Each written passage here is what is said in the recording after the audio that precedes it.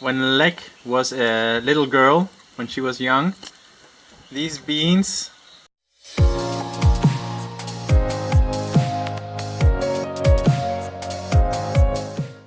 were the snack she was eating, not candy.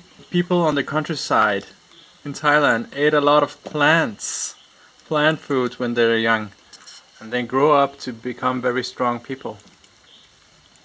Right, Lek?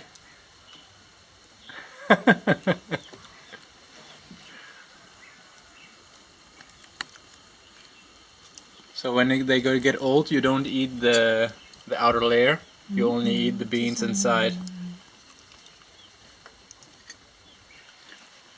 That's a big one.